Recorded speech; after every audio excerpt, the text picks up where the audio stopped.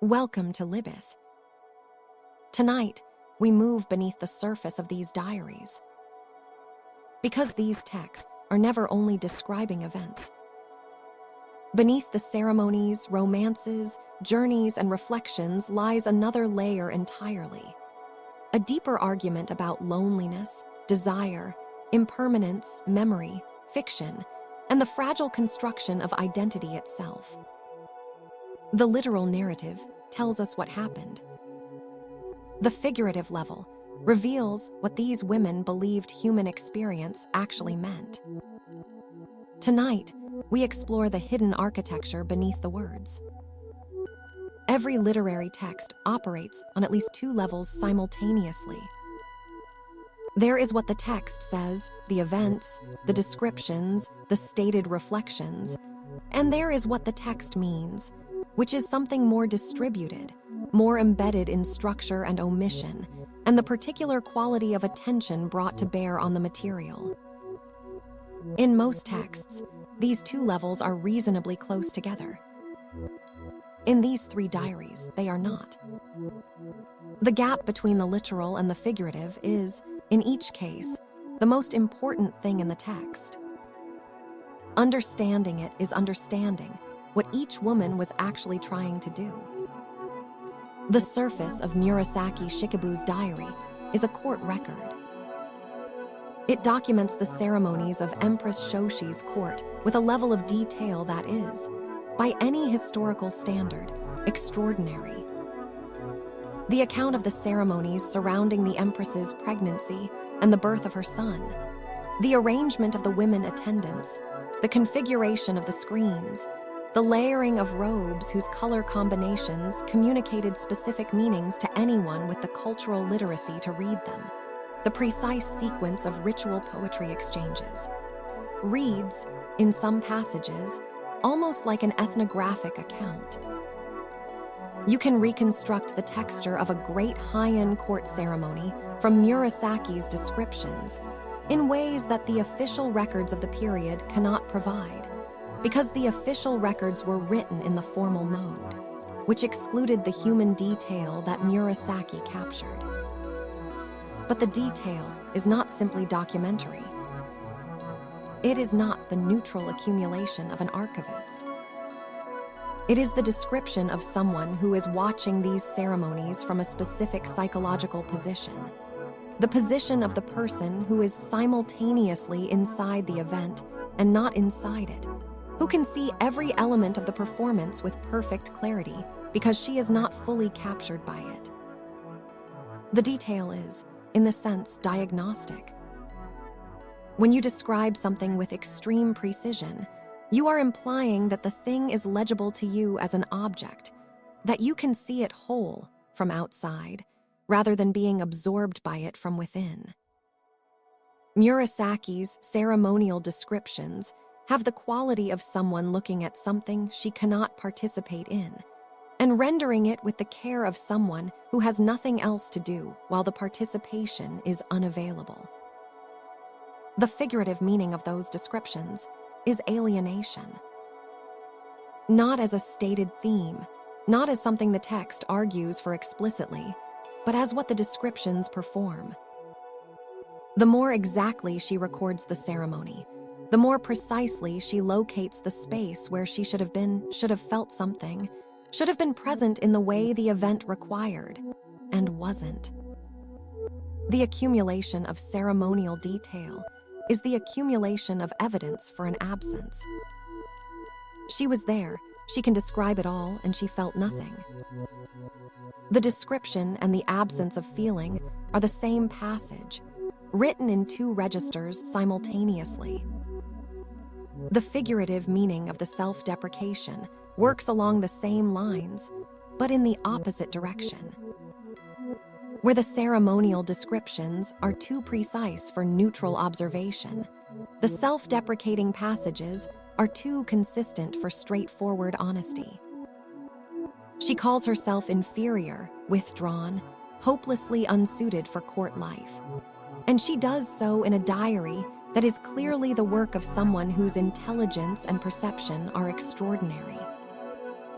The gap between what she says about herself and what the diary demonstrates about her is so wide that it demands interpretation. The self-deprecation is social armor, performing a function.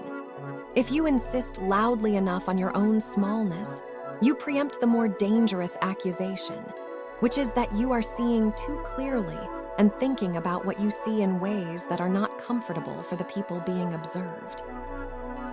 The character sketches carry the most complex figurative weight.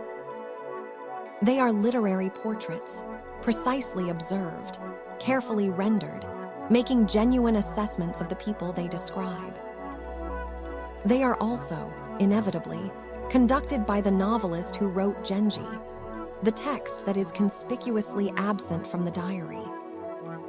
What the character sketches demonstrate, without stating it, is that the creative intelligence behind Genji was not switched off during the period of court service. It was running continuously, analyzing everyone around her, unable to stop being what it was even in a context where that capacity was not officially wanted. The character sketches are Murasaki, novelizing the people she could not stop novelizing.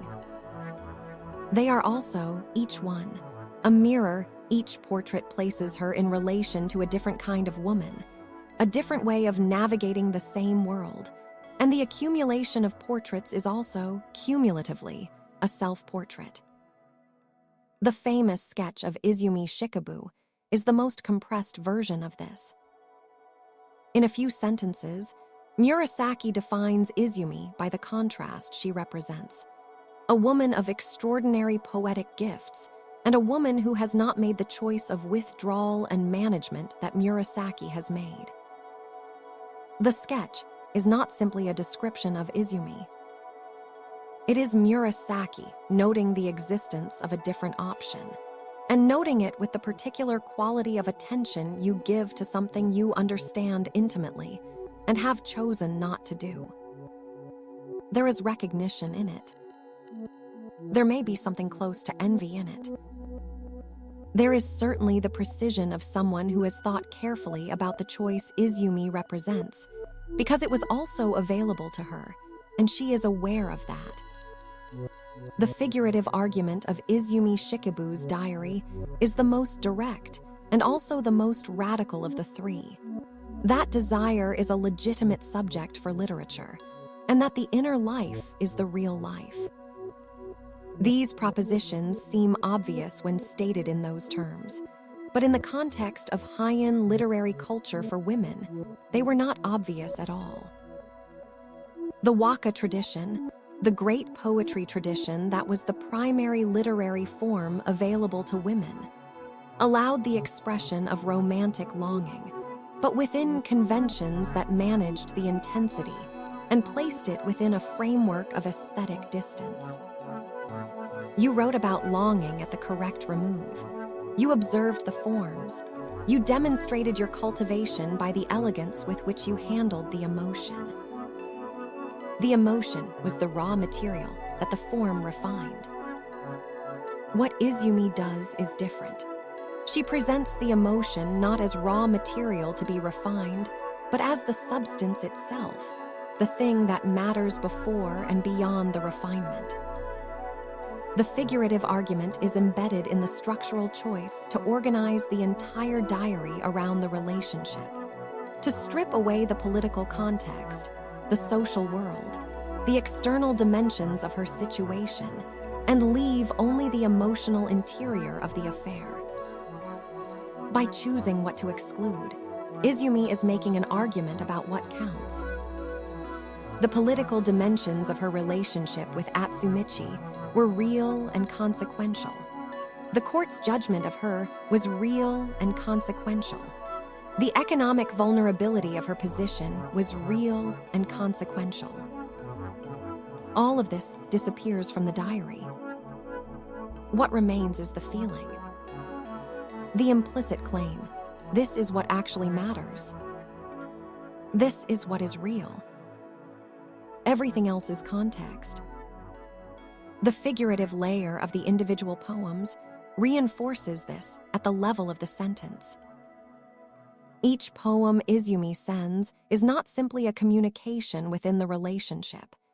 It is a demonstration that the feeling is real enough, precise enough, artistically formed enough to constitute serious literary production. In the Heian value system, the poem was the highest form of concentrated truth. By expressing her desire in poems of genuine quality, Izumi is making an argument that goes beyond the content of any individual poem. She is arguing that desire is a form of knowledge, that the inner life generates truth worth recording in the most formal literary mode available.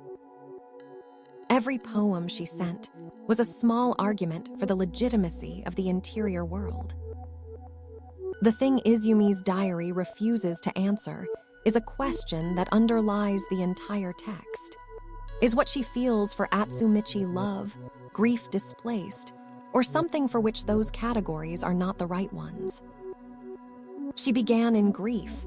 Tamataka's death is the opening condition of the diary, and she moved through that grief into attachment to his brother, which could be read as continuation of love or redirection of grief, or an entirely new thing that the grief made possible. The diary never resolves this.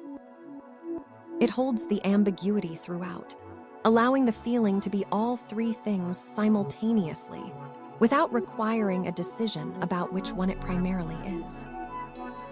This refusal is not evasion. It is the most accurate available account of how complex emotional states actually work. They are not categorical, they overlap, they contain each other. The diary is being honest about something that a tidier text would falsify. The figurative layer of the Sarashina Diary is organized around a single, sustained argument. That fiction shapes the self in ways that the self cannot fully see from inside the shaping. This is an argument that did not have a name in 1060 when she was writing, that has only relatively recently been taken seriously as a subject for systematic intellectual inquiry, and that she made through the demonstration of her own life with more honesty than most systematic accounts manage. The literal surface of her diary is a life. The childhood journey, the reading, the dreams and visions she recorded as real events, the brief court service, the marriage, the losses, the Buddhist reflection in old age. All of this is present on the surface, rendered with varying degrees of vividness. The childhood luminous with detail, the adulthood more compressed, the old age present in its regret. But the figurative layer is the theory of what happened to her, which is something more than any of these individual events. The childhood journey from Kazusa to the capital functions, figuratively, as a birth narrative. The movement from the provincial margins, where she was formed in relative isolation with her Genji-saturated imagination, toward the world where she would have to live. She renders it with the light of myth. Even as a child, in her own retrospective account, she was not simply traveling but arriving at life. The trees along the road, the stopping places, the glimpses of the landscape, all rendered with a clarity that is the clarity of something whose significance was recognized later, from the position of someone who knows how the story ends. The childhood is already a story she is telling. Genji, in this figurative scheme, functions as the measuring rod, the implicit standard against which all of her actual experience is compared, and by which it is consistently found wanting. This is not a metaphor she uses explicitly. It is something that emerges from the structure of the diary. Whenever she describes the real court, the real men, the real ceremonies, there is a quality of diminishment, of something smaller than the imagination that preceded it. The measuring is constant, and the thing being measured against is always Genji. The figurative argument is that she organized her expectations around a fictional world before experience had a chance to speak. and that this organization was both the richest thing in her life and the source of its most persistent disappointment. The Buddhist ending is the figurative climax, and it contains the diary's most important and most unresolvable irony. She accuses herself. The accusation is genuine. The Buddhist regret is real of having wasted her spiritual life on stories. She should have been seeking enlightenment. She was reading Genji. She should have been preparing for death. She was longing for a world that didn't exist. The accusation is delivered seriously, and we should take it seriously. And then we notice that it is delivered in beautiful prose, shaped by a narrative intelligence, arranged with literary skill, all of which are the direct inheritance of the reading she is now accusing herself of doing. She cannot step outside the literary consciousness to deliver the accusation from a position of pure Buddhist simplicity, because the literary consciousness is what she is, all the way down. The regret is real, and the irony is real, and neither cancels the other. The text holds them both, as it has held ambiguity throughout. The philosophical undertone that runs through all three diaries, emerging differently in each but always present, is mono no aware. The Japanese concept that is sometimes translated as the pathos of things, and sometimes as the sensitivity to impermanence, to the way that beauty and sadness are not separable but constitutively linked. It is the aesthetic principle that explains why the most beautiful things in the Heian tradition are also the most transient. The cherry blossoms, the autumn moon, the poem sent in the darkness of early morning before the lover departs. In Murasaki's diary, mono no aware is the structure. The ceremonies that are beautiful and already behind glass, already observed from outside the feeling that should accompany them. In Izumi's diary, it is the emotional logic. The grief and the desire cannot be separated because they are the same capacity operating in different registers, and both are bound to loss. In Sarashina's diary, it is the retrospective recognition.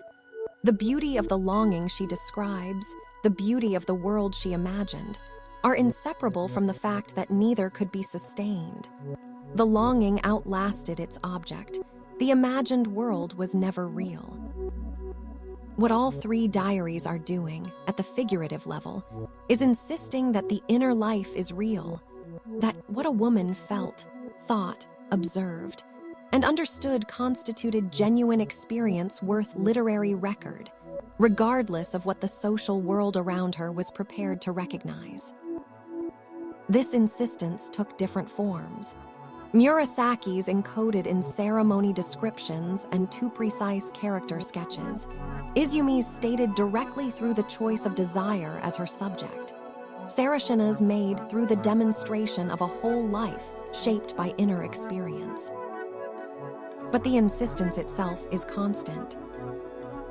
The three diaries are three versions of the same argument, that what was happening inside was more true than what was happening outside, and that the one form they controlled, the Kana diary, was the place to say so. This is why these texts outlasted the world that produced them. The specific ceremonies are gone. The precise social calculations are gone. The individuals are gone, or known only through the texts. What remains is the argument, and the argument is still being made. What makes these diaries enduring literature is not merely the historical detail they preserve, but the symbolic weight carried by ordinary experience. A court ceremony becomes alienation. A love affair becomes a defense of the inner life.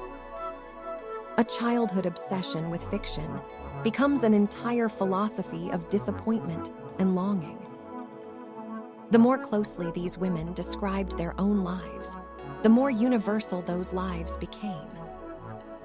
That's all for tonight on Libeth. One new book every week. At least we try.